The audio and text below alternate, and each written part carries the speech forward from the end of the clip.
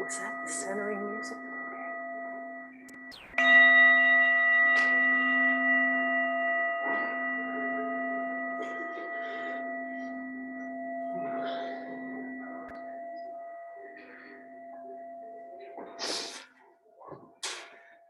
Well, come on in, everyone, and welcome to the Namaqua Unitarian Universalist Congregation.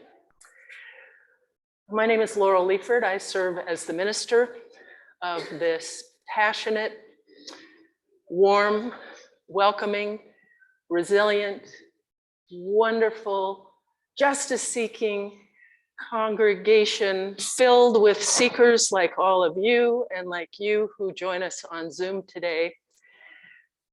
When we explain who we are committed to including our whole selves. That is very Unitarian Universalist. So will you join me in saying that we are a Unitarian Universalist congregation? We are a congregation of open minds, loving hearts, helping hands, gutsy creativity, and feet that walk our talk. That's about integrity. And I believe with all my heart that you all have a tremendous amount of one of the most important character traits there is, which is integrity. So I wonder, and actually I know that we have a couple of visitors today. So if you wouldn't mind raising your hands, and if you feel like it, you can introduce yourself. But otherwise, I hope that you can perhaps get some information about the future events of this congregation from our welcome table. So anybody brave enough to raise your hand? Yes. So a wife of a minister. So thank you for, right, he retired from United Methodist, right? Yes. Thank you for being here. And sitting right next to her is another newbie. Another newbie? I just forgot that. I'm Karen Reynolds. I'm from Connecticut. Oh, so you moved from Connecticut to Colorado? Well, welcome. It's pretty nice here, huh? You took a wagon train. Well, you survived very well. So welcome to both of you. Anybody else? Upstairs, I see some kiddos. How about on Zoom? Do we have any visitors on Zoom?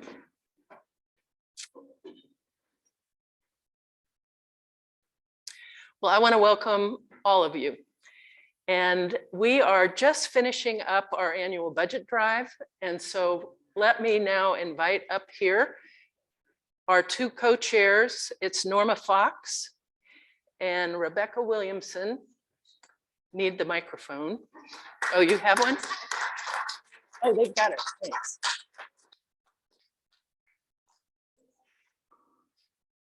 Yeah, well, so can't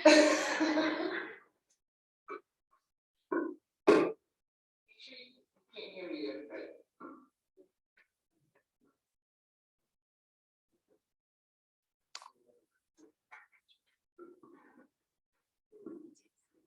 Okay, did anybody miss me last Sunday? Oh, terribly.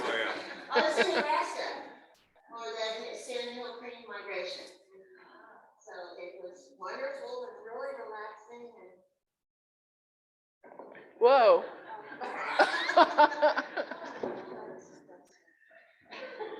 so speaking of migration, I got some charts here today. And the first one is migration patterns of rubber duckies. Well, actually rubber duckies don't migrate, they just kind of sit wherever you put them. So during the last 2 months, we avoided using graphs. But just in case there are some folks out there that really like graphs, I made a couple for today to show our final, maybe not final, but hopefully not final results. Here, look, I can take this. So the first graph shows the number of pledgers. The number of pledgers plunged. And that is 60 out of 107, which comes to 56% of our goal of complete participation. So my next graph shows the dollar amount. And we have pledges totaling $120,568. That's 75% of our goal. So the pledge drive officially ended on Thursday. But if there are some procrastinating pledgers out there, your pledges will still be gratefully received. So Rebecca, I hear that there are surprises for a few lucky ducks. Tell us about that. Yes, there will be prizes. Was that the email blast? It was supposed to be.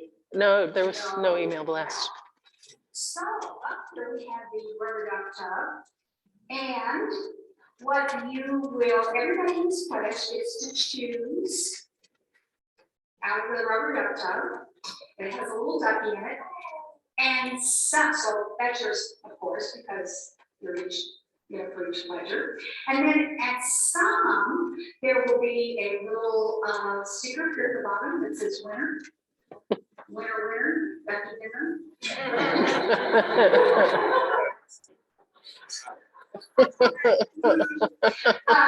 And our very own Trish Martha has designed some new cards. So if you have a little winner, you will get a packet of Trish's cards. And I think we have maybe 6 winners. So not to take any more time, I'll have this little duck tub with me after service. So if you'd like to come up and be pledged, and if you'd like to come up and pick your rubber ducky, please do it. Thank you.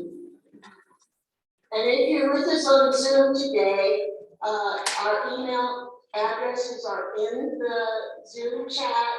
And if you will email either Rebecca and I during the service, we will make sure that someone will draw for you. Let's hear it for Norma and Rebecca.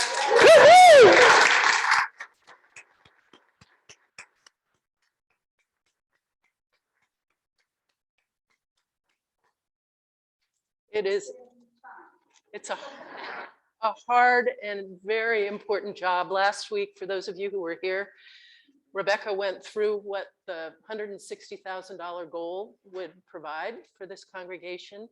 And I made a plea at the end that as a parting gift to me, if perhaps we could have 100% participation, so instead of 57%,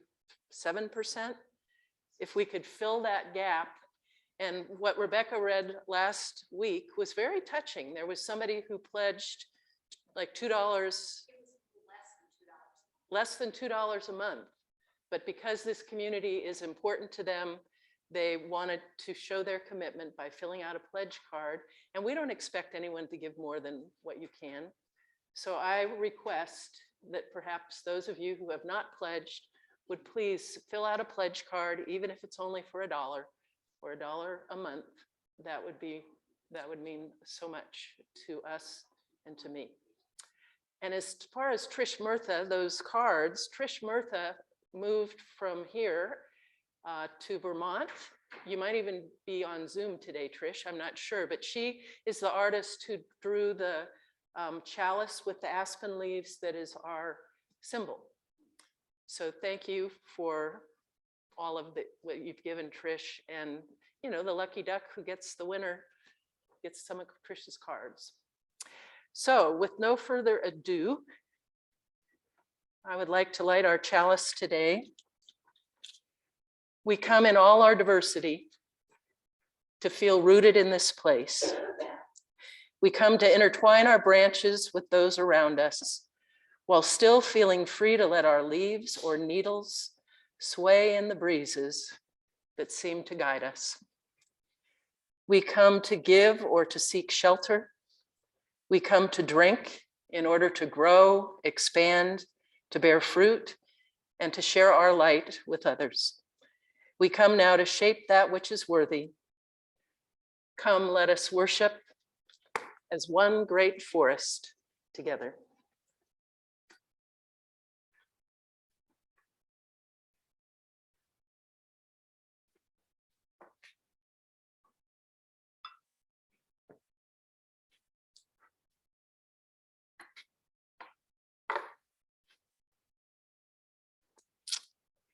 And now for our gathering song. The words will be up on, the covenant. So one of the things, we are not people of creed, we are a people of promises, but we do have a congregational affirmation that we recite together every week. And so if you'll please join me in unison. Love is the spirit of this church, and service its call. This is our great covenant, to dwell together in peace, to seek the truth in love, and to help one another. And now, the gathering song. Good morning. Good morning. Is that on? Good morning. Good morning. There we go. Hi. So our gathering songs are plural. They're in your teal hymnal, number 1073 and number 1069 at the same time. So here's the great thing. We have no mandates here in our beautiful community. So we're going to let you choose which one you sing. Meg will lead one and I will lead the other. And they intertwine beautifully. All of these 1069 through 1073, they all go together on the D Dorian scale. So it's kind of cool. So we're going to start, we'll sing through The Earth is Our Mother, just verse 1 right now. Get that in our head. And then we'll do the other one, and then we'll see if we can put them together. Let's try this. Ready? The earth is our mother. We must take care of her. The earth is our mother. We must take care of her. Hey yanga ho yanga hey yan yan. Hey yana ho yana hey yan yan. So that's how the first one goes. And if you flip a few pages back to Ancient Mother, the same beat.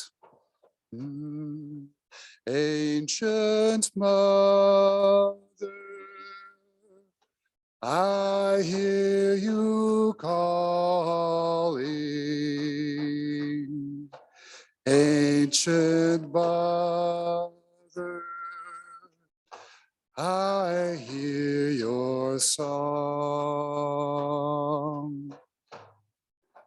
Ancient mother, I hear your laughter. Ancient mother, I taste your tears. All right, so what we're going to do is 1073, the earth is our mother. We're going to sing verse 1, 4, 5, 6. 1, 4, 5, 6. Meg is going to lead that. So if you want to sing that one, go with Meg. After she starts the first verse, I'll bring you in on Ancient Mother. You can jump back and forth if you want. We're all friends. It's going to work out. Okay. And then we'll just end it up and see where we go. Meg, whenever you're ready.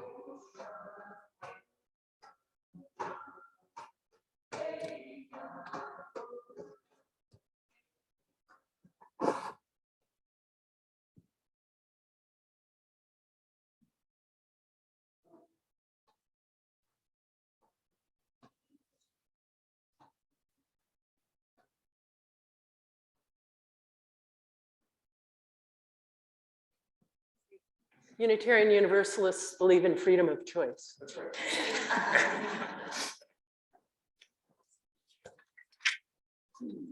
Well, good morning, everyone. I'm here to ask you, what is your tree story? I have a hunch everybody here has a tree story or two.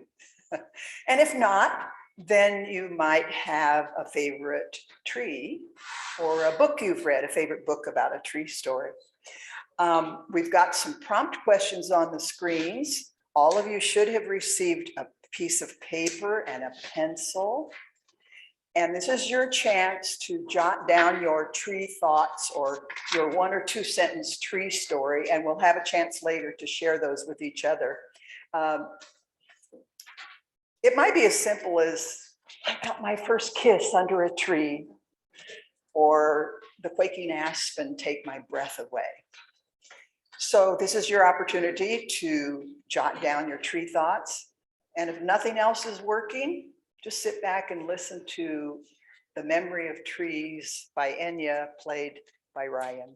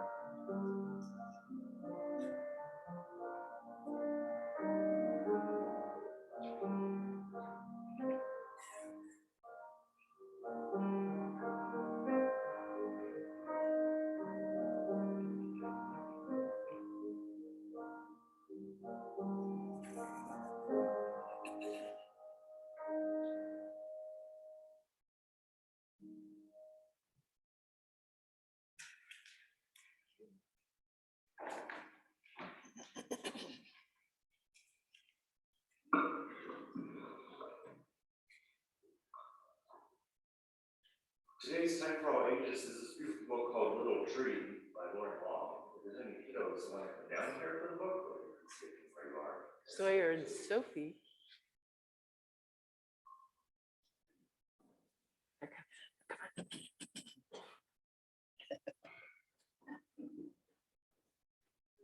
Positive confession.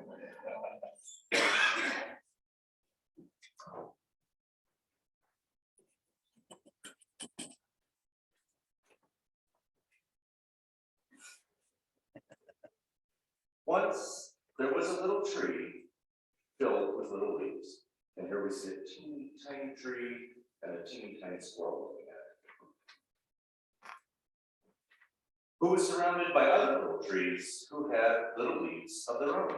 And here we see other types of trees in some sort of a glen in the forest. In the heat of long summer days, little tree's leaves kept him cool. The squirrels would climb up on his branches to play. The mourning dove landed on him and sang her fluty song.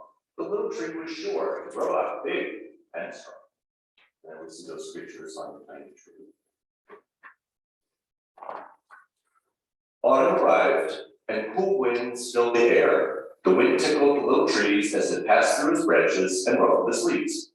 The air grew cold, and the leaves on all the trees changed color, becoming yellow and red and orange.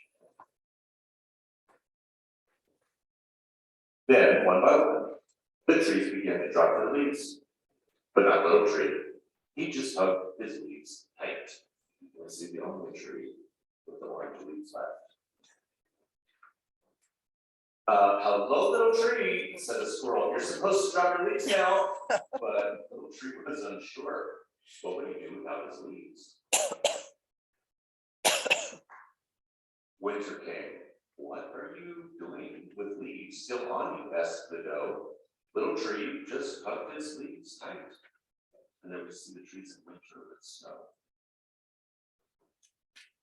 Springtime arrived, and the little forest burst into life again. The other trees grew bright new leaves. The squirrels played on their branches. But Little Tree could hear the mourning dove singing her fluttery song. And it's the little tree, a little bit shorter, a lot browner than all the other trees. The seasons continued to come and go. Little Tree, quacked the duckling, your leaves are brown. Are you feeling sick? A fox said, Little Tree, it's autumn. It's time for you to drop your leaves. You can do it. Ready? 1, 2. But Little Tree just hugged his leaves tight. And there we see a raccoon that's walked by in the snow. All around, the forest grew and grew. We see grass and flowers underneath this tiny brown tree.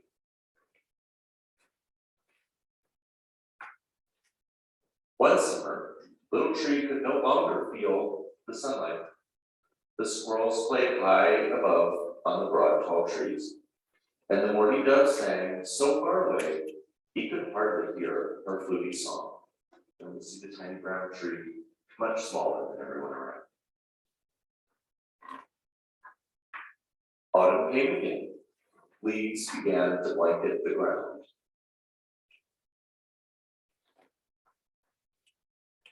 Little Tree looked up at the other trees, at their branches reaching high into the sky. He remembered when the trees had all been his size.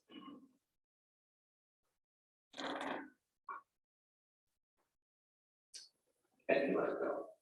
Oh, See his little brown leaves floating down into the snow. As his last leaf floated to the ground, for the first time, Little Tree felt the harsh cold of winter.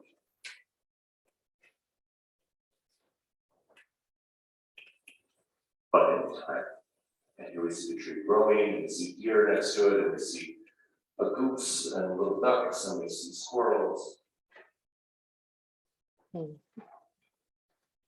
Something happened. And here we see a slightly larger tree letting go of its leaves, and we see a fox looking up at an even bigger tree in the winter. mm.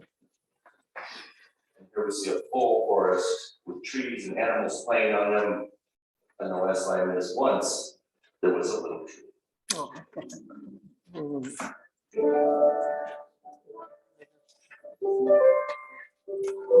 Well, let's make a circle for Sophie. Let's stand up and make an arch. So this is a tradition that we are returning to now that we can meet in person. So go now in peace, go now in peace. May the spirit of love surround you everywhere, everywhere.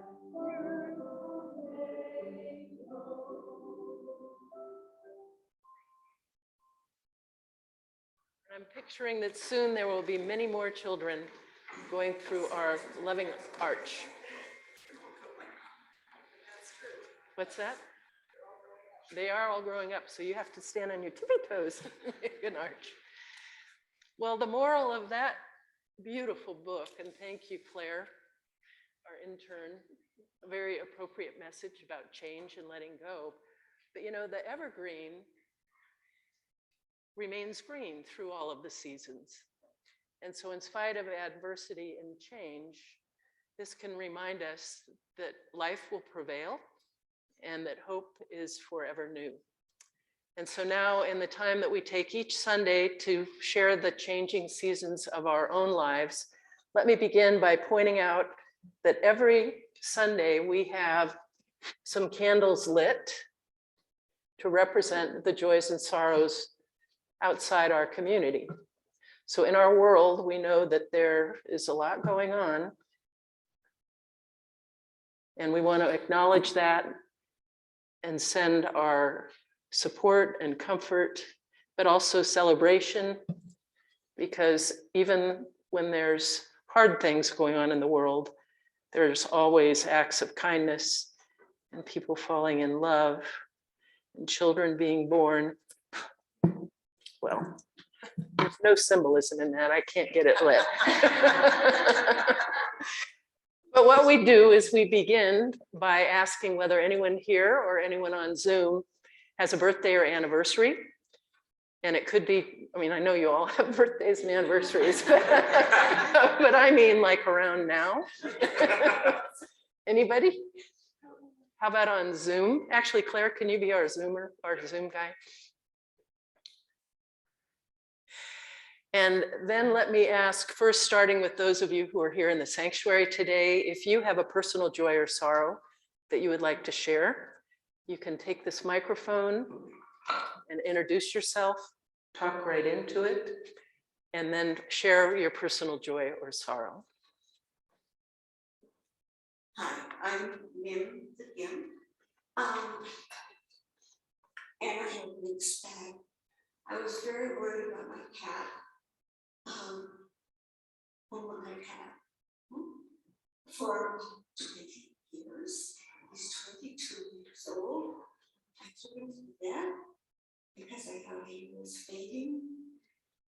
The vet said he was dehydrated, shot him with water, took some more things to keep him lubricated.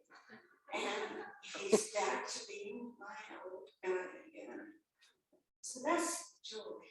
Oh, let's do the pebbles. I have maybe 35 years or so we've been friends. And several years ago, she lost her son when he committed suicide and passed away. Her only surviving son was killed in a car Oh wreck. my gosh. And I've been on the phone with her when I can.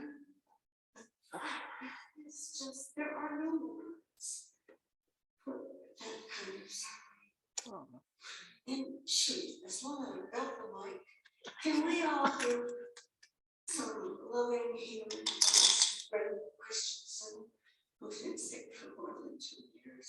I think that's long enough. Let's get this girl healthy. Okay. She's a long hauler with COVID. And her husband and son were in here yesterday learning how to help us out with Sunday services. So life life is really hard and wonderful. Yes.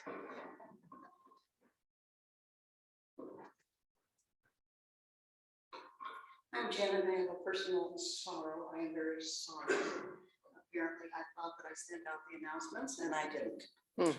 So I'm sending them out this afternoon. Because there's a lot of important stuff in there.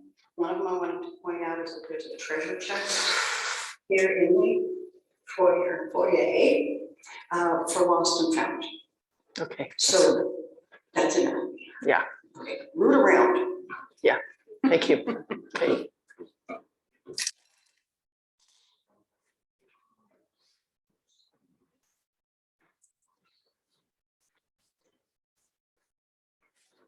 Hi, Tim.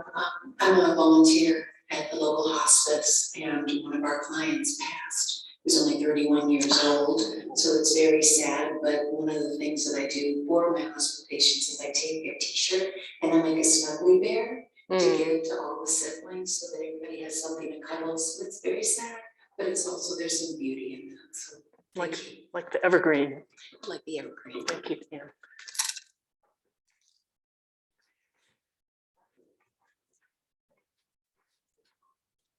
Hi, I'm Rachel. I come occasionally with my mother, Sharon. She just celebrated her 46th wedding anniversary last week with my dad. Butch. Yeah, with Butch. Butch. It's pretty impressive, especially considering I don't have any friends that have parents that have been married that long. And this coming Tuesday, I'll be celebrating 1 year of sobriety, so that's really exciting too. All right. Thanks for coming. I don't have no hands. I also want to, I want to ask your prayers for Tracy Jones, who is in the ICU down at Anschutz. She's had her trachea replaced, but it keeps collapsing. And so we're going to include her on Zoom in our Building Your Own Theology class this afternoon. She is greatly in need of community. So please keep her in your thoughts and prayers. And also the Mildens, who have a young son who's 16, Elliot. He's basically fighting for his life as well in the Rocky Mountain Hospital for Children. He has an autoimmune disease, but I am in touch with his mother. I went and saw him last Friday, and he's going to survive, and he will be back with us, I hope, at least within the year. It's a long recovery. But again, if you can please keep, it's Jess and Matt Milden, their son Elliot, and his little sister Etta. Well, you can do it. I'm just going to say, Tracy, I hope you're watching on Zoom and we miss you. And hopefully we'll get together with you this afternoon in our class. Right, thank you. Peter?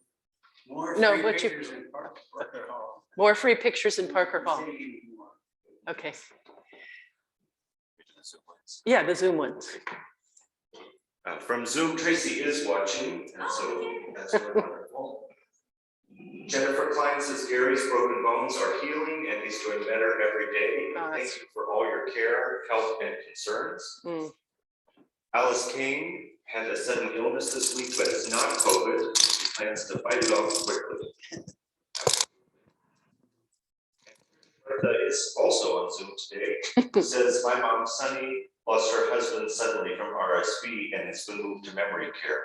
She is well, but very sad and confused without her husband, her home, and her doggy. She's been the roots and tree for many years in her life.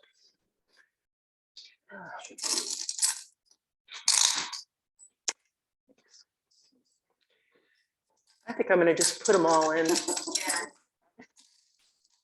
So this is our version of lighting candles of concern.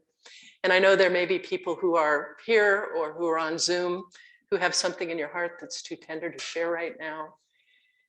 And what we are doing and why we take time each week to do this is that we are weaving a tapestry of love that we call community. So if you'll please repeat after me, in our joy and in our sorrow, We are not alone. We are.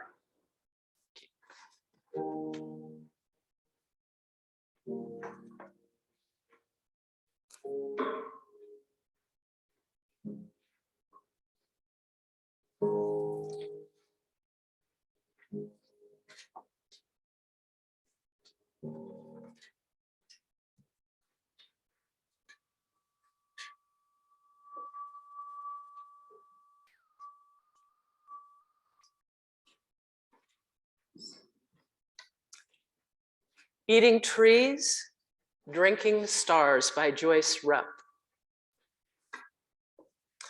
When I was in Tucson, we had broccoli stalks for dinner. Helen said it was like eating trees. Indeed, they do look that way. And when I was in Colorado, Dorothy bought a bottle of champagne. As we sat sipping, she exclaimed that she was drinking stars. What is it about these two catchy phrases that leap like a little elf inside of me? They bring delight because they connect me with the planet and the universe. Yes, I am eating more than food and drinking more than liquid. I truly am eating trees and drinking stars. Everything is woven together in the loom of life. What feeds me has been fed by the earth. What I drink has been touched by stars. Sun has fed and nurtured grapes, those tiny beginnings of sparkle as they matured and grew into ripeness. Moon has watched over them in the comforting shade of night, soothing these juicy fruits of vine with her tenderness. Yes, I eat trees and drink stars. It is a lovely thought, that one. I want to hold it near to me when I sit down at every meal. Bring on the broccoli and the champagne. It is time to hold hands with the dancing cosmos, with every bite I eat and every sip I take.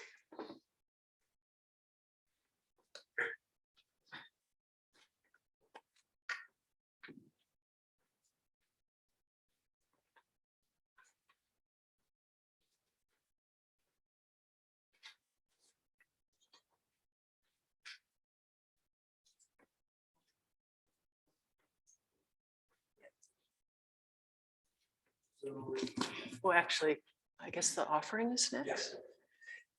So ushers, please come forward. We're starting a new quarter. One of the ways that we walk our talk is that Namakwa gives away half of its collection every quarter to a local nonprofit that embodies our values. And on this quarter, we are donating to Saint, which Sally Henry, our board president, works for. Saint is senior transportation, alternative transportation. So people who cannot, seniors and also others who are unable to drive themselves can call up Saint and get a ride to their doctor's appointment or their hair appointment. And so we're going to have the head of Saint come in the next couple of Sundays to describe a little bit more how your money will be spent. So please be generous. So I'm confident that you can get this tune. And the words were written by our own Vicki Clark, sitting right here, in the book Rhyming for the Rockies. Screen has the words, and the words are also in your order of service. I love little tunes that are just super singable. So we're not even going to sing it once. We're just going to go for it. You ready to go? Here we go. A pinyon tree, a juniper with berries blue and fine. An Engelmann, a Douglas fir, a ponderosa pine. An aspen tree, some cottonwoods, their branches intertwine. Surrounded by variety, I want the tree to climb. To climb, to climb, I want a tree to climb. A pinyon tree, a juniper with berries blue and fine. An Engelmann, a Douglas fir, a ponderosa pine. An aspen tree, some cottonwoods, their branches intertwine. Surrounded by variety, I want a tree to climb. To climb, to climb, I want a tree to climb. Nice job. Very fun. So ushers, come on. And thank you for all of you who donated here and also on Zoom. You can use the Zoom donate key, or else everyone is always welcome to send in your donations to church. So to bless the offering, please repeat after me. We dedicate ourselves, and these are offerings. We dedicate ourselves, and these are offerings. To the vision of this congregation. To the vision of this congregation. Which is to radiate love, peace, and justice. Which is to radiate love, peace, and justice. As together we work to grow beloved community. As together we work to grow. Thanks.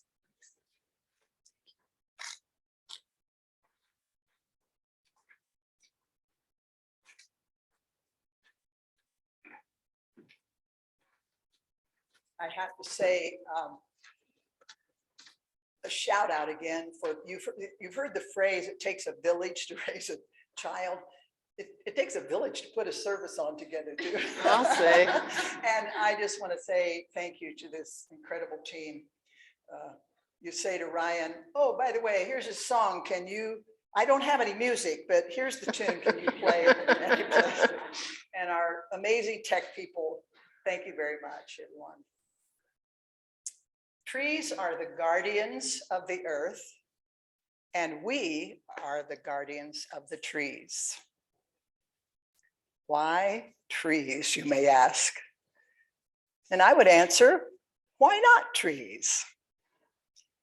If you read the description for today's service, you noted that Deru, the ancient root word for tree, also generates the word truth. Do we not covenant with each other every Sunday to speak the truth in love? And our seventh principle speaks of having respect for the interdependent web of life of all existence, of which we are a part. And I would think it would also include trees. And one of the sources you draw from is spiritual teachings of earth-centered traditions. And these often celebrate the sacred circle of life and suggest that we live in harmony with the rhythms of nature. For me, that has trees written all over it. I even learned when I was preparing this service that there's a date on the Jewish calendar that marks the beginning of a new year for trees. It's called something like Tu B'Shvat. Tu is the 15th. And I think sometimes it falls like the 15th of January, but it can vary a little bit. It's the season in which the earliest blooming trees in the land of Israel awaken from their winter sleep and begin a new fruit-bearing cycle. In the same book from which Laurel did the reading a little while ago, Joyce Rupp reminds us that one of the reasons trees are such precious commodities is that they breathe for us. She reviews that mysterious photosynthesis process in a very poetic way, and then she concludes by saying, we need trees and trees need us. It is as simple and marvelous as that. But if you want the honest truth, the reason I chose to focus on trees is because I've always loved them. And I've collected a lot of tree stuff over the years. Once that decision was made, it seemed like tree things other than those I already held dear in my possession, they just seemed to pop up everywhere. There was a car parked by the mailboxes in our neighborhood, and it had a tree bumper sticker that proclaimed, trees are the answer. And it seemed like everywhere I went, there were tree things. Our family tree will be alive and well in June when family members come to Colorado from all over the United States for our reunion and join us in the mountains of Colorado. And while I'm ecstatic about that, I'm deeply, deeply saddened that it falls on Laurel's last Sunday here, and I won't be able to be with you all on that Sunday. I don't know if any of you have ever driven in Boulder lately, and there's a certain section of town, if you drive in it, you'll see these streets, pine, spruce, cedar, and all tree names. It made me think of a quote by real estate investor and author Bill Vaughan. He says, suburbia is where the developer bulldozes out all the trees and then names the streets after them. Ooh. Oh. Well, we are the guardians of the trees. And then out of the blue, one of my granddaughters posted on her Facebook page recently a poster that said, if you don't like where you're going, move. You're not a tree. We did this service about 7 years ago. And at that time, Jennifer Klein, one of our beloved members, had just learned that one of her paintings had been chosen to be the cover of a brochure for an art show. But not only that, it was going to be a label on a wine bottle. And do you want to guess what her subject was? I know you can't see it. It's a tree. It's a beautiful painting. I'll leave it up here. You might want to come look at it afterwards. She was kind enough to loan me one of her bottles. Another artist in our midst, Mim Neal, has titled her memoir, Tree Lines. That's right. What beautiful things she writes about her connection with trees. So here are a few of mine. I grew up on a farm in Indiana, hugged by woods. My dad knew all the special places to find mushrooms in the spring, about this time of year. And as I look back, I smile and laugh because he was really good at, when he'd find them, he would just stand there, just stand around. And pretty soon my sister and I would come upon them, you know, and he did that so that he would let us think we had discovered them all on our own. And in wintertime, we tromped through those same woods to find and cut down the perfect Christmas tree. There were some special trees scattered on the grounds of our farm as well.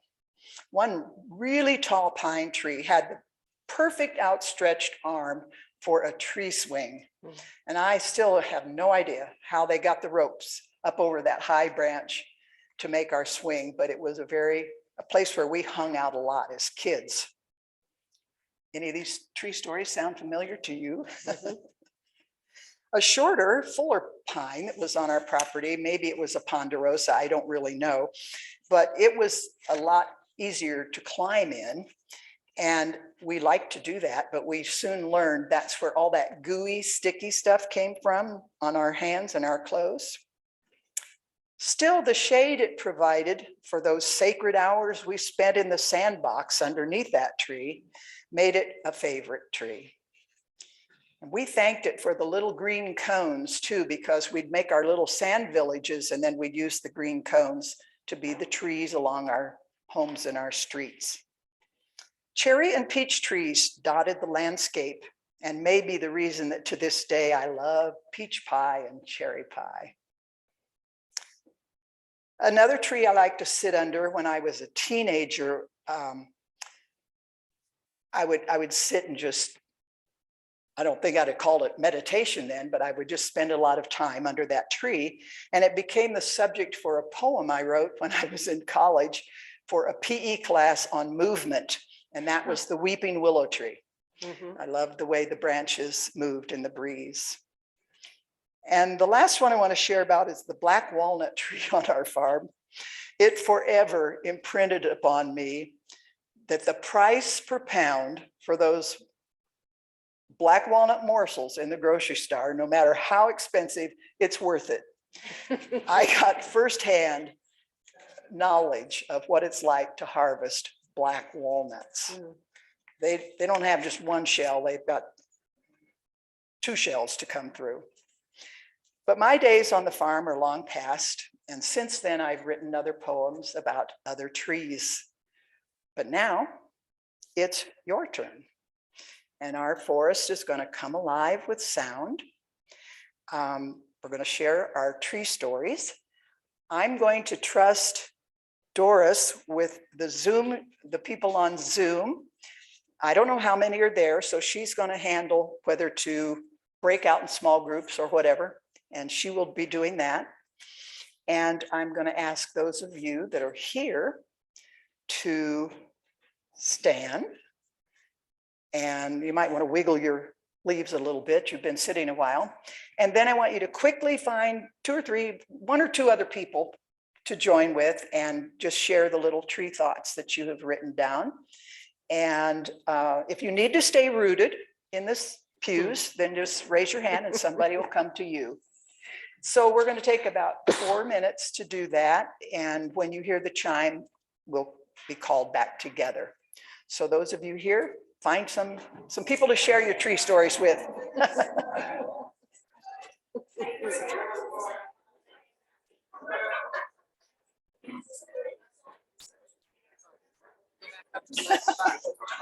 back up to my spot. Thank you. Yeah.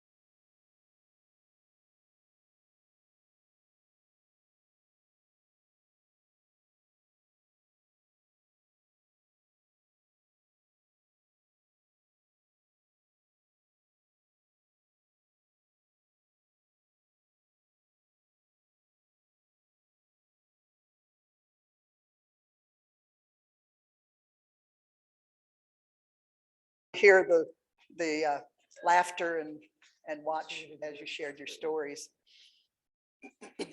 I think maybe we should have a UU book of tree stories. Oh. A KOA campground store seemed like an unlikely place to find a book that would soon become one of my treasures. But it was there that I came across, I know it's really hard to see these, you can look afterwards. I came across Ilan Schmear's book called Poetry. Huh.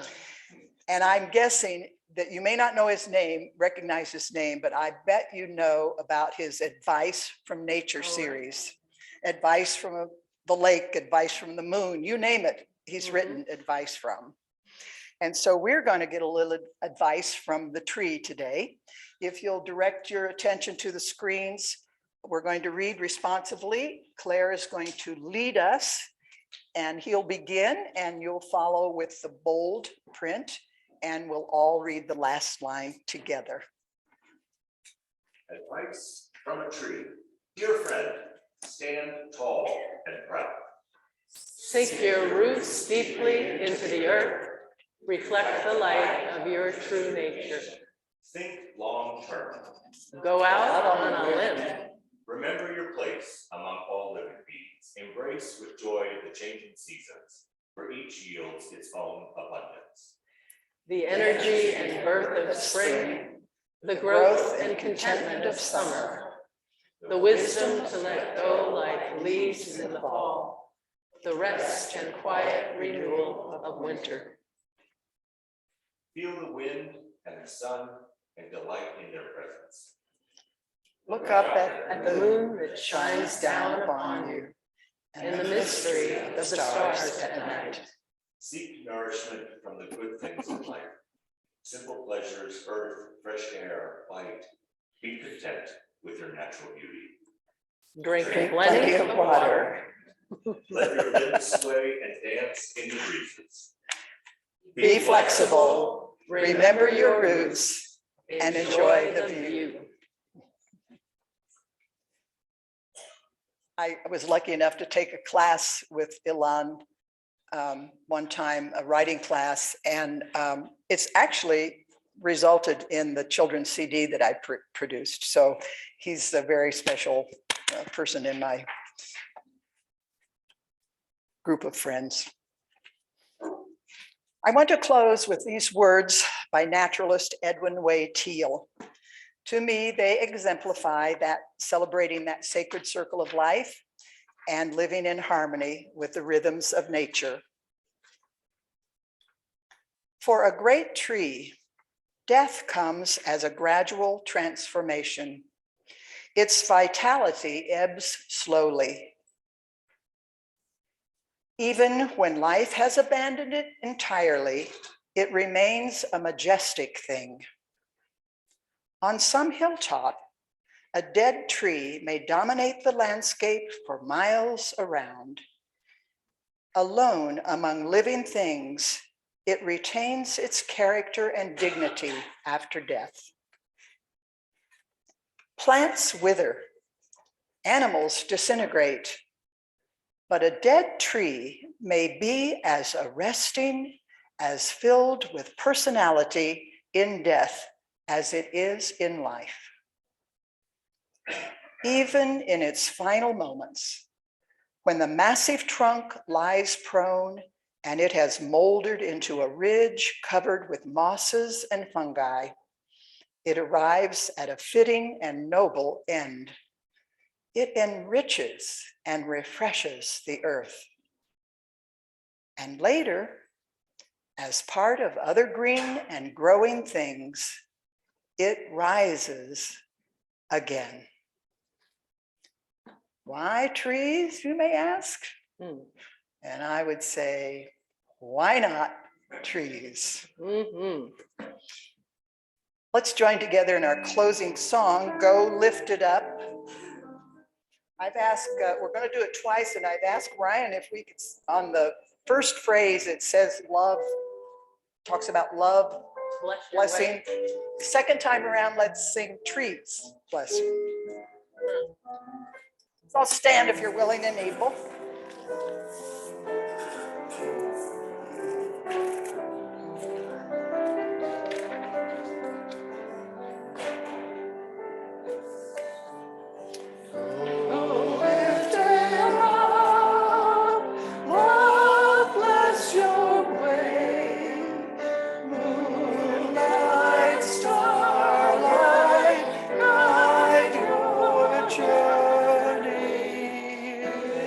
To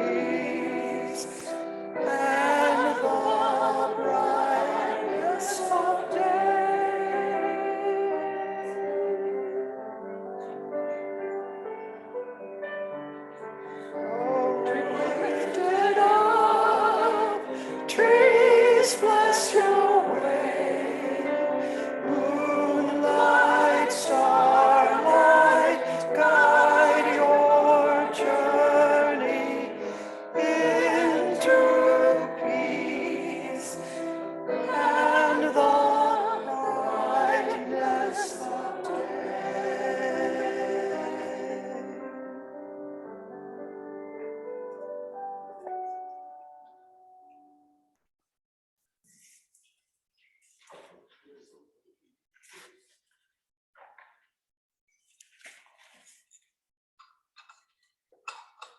We extinguish this flame, but not the light of truth, the warmth of community, or the fire of commitment. These we carry in our hearts until we are together again. I'm going to leave you with these words that came to me by way of a greeting card one time. If you see the trees swaying to the tune of a playful breeze, think of it as a dance in your honor. May it be so. Mhm. So thank you to Vicki, what a beautiful service, and Ryan for your music, and to Doris, and is it Bill, for your Zooming, and thank you for all of you for coming. Just a few quick announcements. We are going to have a coffee hour because we're able to continue to meet in person. And so thank you to, it was Cherry Sokolowski and Karen Dornseif who brought our snacks and made coffee today. And there will be a sign-up sheet in Sign Up Genius. So as someone mentioned, it takes a village. So please, contribute in that way. Also, I want to make my pitch once again for 100% pledge participation, and also something that will be sent out in the announcements that Janet hopefully will send out later today. On June 12th, which is the night before my last service, no, on June 11th, the Saturday night before my last service, we're going to have a talent show. And so any of you who are interested in participating, please contact the party planners for that particular party. And that is Jennifer Buckmeyer, fresh back from Seattle, and Elaine Axon and Linda Lyons. So their email contact information will be in the announcement. So I'll see you over at coffee hour.